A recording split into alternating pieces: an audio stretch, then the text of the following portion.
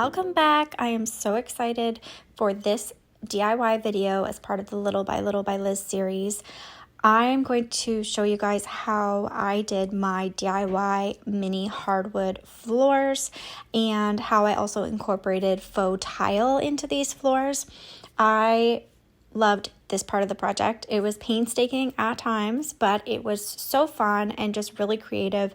I can't wait to do the rest of the flooring in the house. So let's get started. As you know, this series is on making over a thrifted dollhouse into a miniature modern farmhouse style. So the floors really needed to reflect that. I wanted something that felt cozy and kind of lived in and worn in, but still neutral. So I can put a bunch of different colors and finishes with it and have everything go and coordinate together. I really wanted to do a faux hardwood. That was the ideal situation. I didn't want to Mod Podge flooring on with scrapbook paper or anything like that. I wanted that texture. So I went with popsicle sticks, good old-fashioned popsicle sticks, because they are the right scale in terms of mimicking real life planked flooring.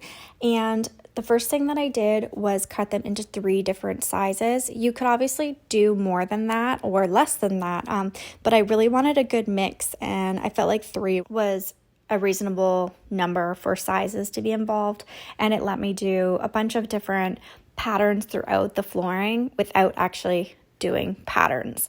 I know that flooring should be more random than not, but I'm someone who really likes patterns, so different rows have kind of different slight patterns to them, which when it all came together flowed really, really naturally, and I love the look of it. I really wanted my flooring to be removable so that if I ever change my mind on what I want the style of the house to be, I have that option.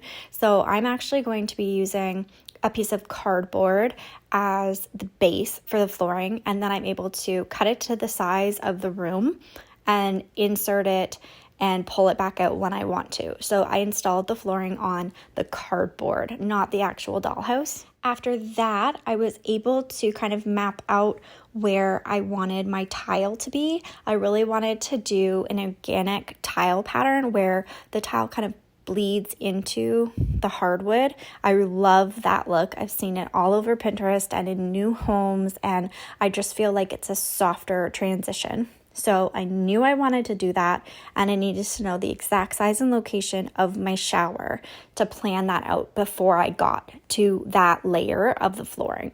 So once I cut out my cardboard size, I then could start putting the flooring on. So my pieces I would pre-cut and have in different bowls ready to go. I tried to weed out the most warped pieces that I could. I used double-sided, really sticky double-sided tape, and I just went strip by strip. That let me work on this project over the course of many days because I am a mom of 2 and I just don't have the time to sit and knock it all out at once. So I used double-sided tape rather than glue, and then what I did was any pieces that were sticking up or just weren't sitting how I wanted, I picked them out and I added a little bit of glue and replaced them. But I didn't have to glue about probably 80% of this down. I just used double-sided tape.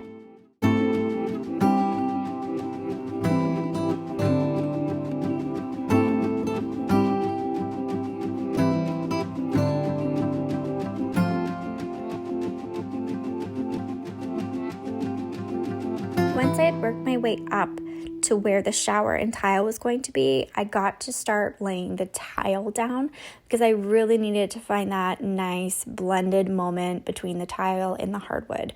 So I paused the hardwood flooring and moved on to fill in the tiled shower section.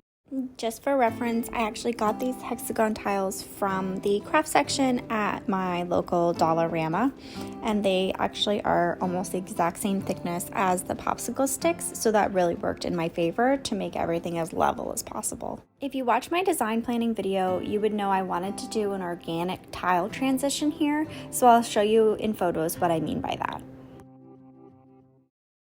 I want the tiles to kind of trickle out of the shower stall and into the hardwood. I stuck those down with the double-sided tape as well, made sure they were how I wanted them, and that way I was able to measure my popsicle sticks and cut them on angles to fit around those tiles, just like you would in real life if you were installing this flooring application. This definitely was finicky. And I've never done this before, whether in real life or in miniature scale, but it was so fun to see it come together. I did have a special tool for this. It's a little miter snips, they call it. So I ended up going to Home Depot and purchasing those for $30. I figured it was a smart investment because I will use these for a whole bunch of projects for this dollhouse and otherwise. I did have to keep in mind when I was doing this, just the point of where the shower walls are going to sit. At that point, I felt comfortable moving on to the finishing stage of the project. And for this, I was going to stain the floors with stain that I had on hand. Actually, my husband had. I wanted to kind of have, like I said, a worn-in look. So it took a little trial and error. And you can see here, I was testing different stains on the popsicle sticks, which are usually made out of birch, to see how it was going to turn out. I really liked the idea of the grayed weathered look, but I didn't want it to feel cold or dirty, so I combined that with the golden oak stain to bring in some warmth. I will note that I covered up the tile section with painter's tape really well before I went in and stained the flooring.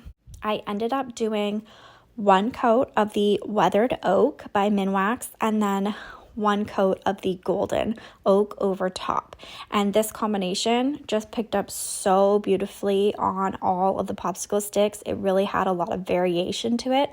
I didn't go too heavy. I just wiped it on with a rag until I was happy with it and made sure I got in any grooves, but I really love the tones that it pulled out.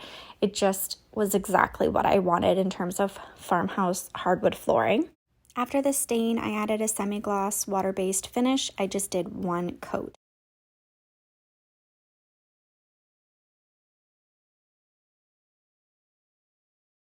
And then next up was the fun part, which was painting the tiles. I wanted this to have kind of a really subtle, almost flower pattern to the tile. I had seen an inspiration picture on Pinterest, which I will insert if I can find it again here. And I really wanted to mimic this look. I also want to use this tile in other areas of the house, and I'll repeat that same pattern. I did write little letters in pencil on the tiles just to remember what paint color was going where. It took 2 coats for each color. I used 2 different grays. One was kind of a gray beige and then a black chalk paint for the centers. And then I went in with a lighter gray to add some highlights as well to the different tiles, just so that they looked a little bit more like tile and less like a painted wood hexagon. I added a gloss top coat to the tiles as well, just so it was a slightly different finish than the wood flooring.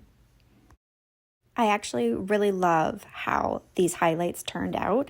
As you can see in some of these pictures, I have this one particular popsicle stick near the tiles that is sticking up really high. I'm sure you can see it in the videos as well. I did go in and fix that. It was really bothering me, so I did go in, pop it out, and re-glued it back down to keep it flat, and it's actually repaired in the finished photos at the end here. All in all, I love the look of this wood flooring and the tiles. I love the color combo. I love the tones that I got. It's exactly what I was hoping for. Very modern farmhouse and timeless and removable if I ever change my mind on the style. I can't wait to do the rest of the floors. Don't forget to hit like and subscribe for more videos.